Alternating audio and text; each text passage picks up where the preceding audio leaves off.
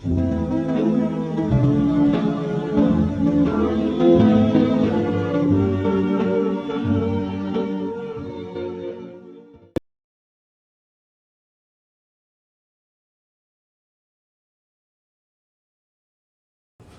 back to the Retro Horror Academy. I'm Daniel Richardson, and I'm just wearing a t-shirt this time. I know the past, every episode inside this series I've been wearing a suit and tie. However, it's hot as balls where I'm at right now. I got swamp ass. Just let you guys know that. We're a classy show here at the Academy.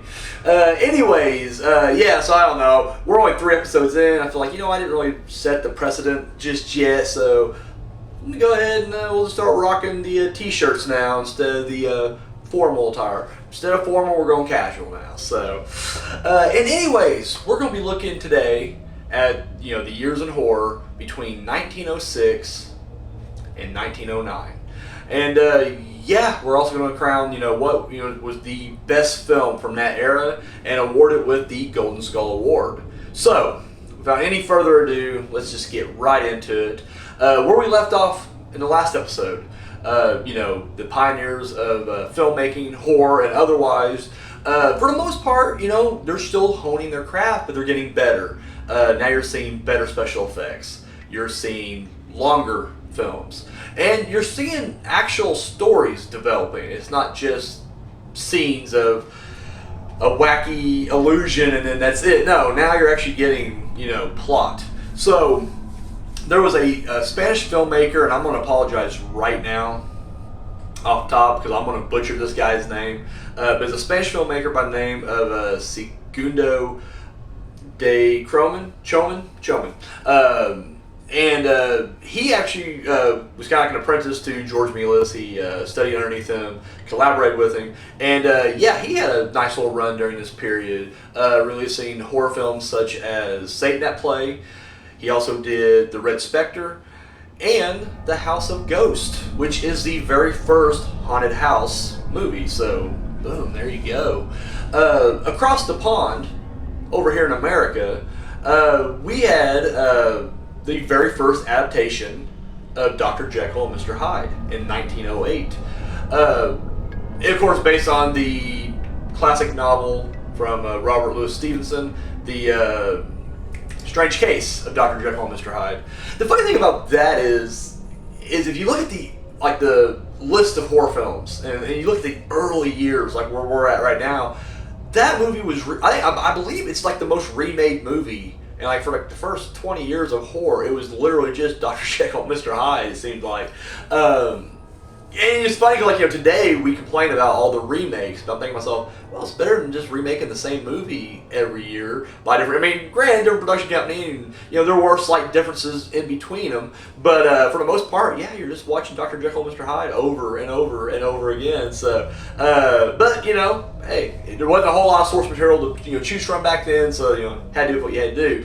But unfortunately, this very first version is a lost film. So, and that was well over 100 years ago. I doubt anybody who's saw it is still alive today. That's unfortunate, but it's just the way the cookie crumbles. So, to wrap things up, we'll head back over to France. And George Méliès directed a film called The 400 Tricks of the Devil, also known as The Merry Frolics of Satan, but whichever one whichever title you checked it out under, this thing was a visual and technical wonder of its time. Definitely did go above and beyond anything he's done up to that point, and it had a very ambitious runtime at 13 minutes. So right there, it definitely kind of blows everything else out of the water as far as visual effects and stuff like that. This thing, the basic plot of it was you had this inventor or a scientist, I don't know what he was. He was working on shit in a workshop, but he makes a deal with the devil. And of course, as you know, you make a deal with the devil, guess what happens? You get burned. And so anyways, things go off the rails, and there you go. I would recommend this movie. I don't want to give too much away. Once again, it's only a 13-minute short, but it is a fun short, and I definitely think go out of your way. You can find it on YouTube. We released it on our DVD actually, The Early Years of Horror. Cheap plug for the public domain dungeon there.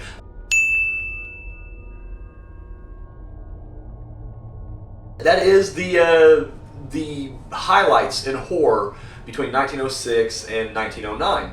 So, what movie, what film do we rank the highest here in that era at the Academy? And what's going to win the Golden Skull Award?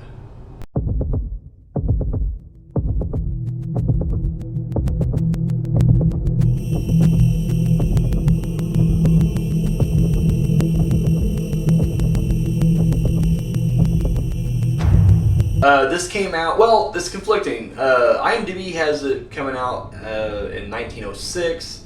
Wikipedia says 1908. I tend to go with IMDb over Wikipedia, so we're going to say 1906. But the basic plot of this film is, some travelers come to this house. It's an abandoned house, and they decide they're going to stay for the night. However, shit hits the fan in weird, wacky ways. No, this movie, like I said earlier, it is the very first haunted house movie. I feel like that alone should propel it, into the stratosphere and give it the, Golden Skull based on that alone.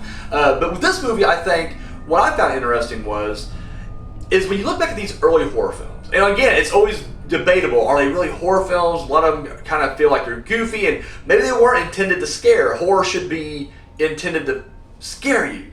Whether it works or not is one thing or another, but a lot of these were kind of unintentionally goofy, and a lot of them were probably just showing off their special effects, whereas this movie, yes, it is more about the visual effects, but my god, it's very creepy. Like, the visuals here are creepy. Like, it does seem like it is trying to scare you, and I think that's what kind of puts it above the rest of these films. Is the rest of them are more just feast for the eyes for sure, yes. When you look at 400 Tricks of the Devil, yes, it is a fun, fantastic ride. Nothing really scary about it. Whereas if you watch, The House of Ghosts, I think you can agree that, yeah, it'd be pretty creepy if you watched this thing back in 1906. If you were a child watching it, I could see it definitely giving you nightmares. An interesting thing about this movie, too, is that director Jennifer Kent said in an interview that this movie was a big influence when she made The Babadook. And so, again, it's really interesting to see this movie, from the early 1900s have, such influence in a film in the modern era. Like, it's just, clearly, its influence reaches beyond generations. So, I mean, for all those reasons alone, Golden Skull Award, that's, all there is to it. So, guys, that is all we got. The House of Ghosts, check it out. You can find it on YouTube. I highly recommend it. And yeah, so guys, thank you. This has been the Retro Horror Academy. I'm Daniel Richardson, and you're dismissed.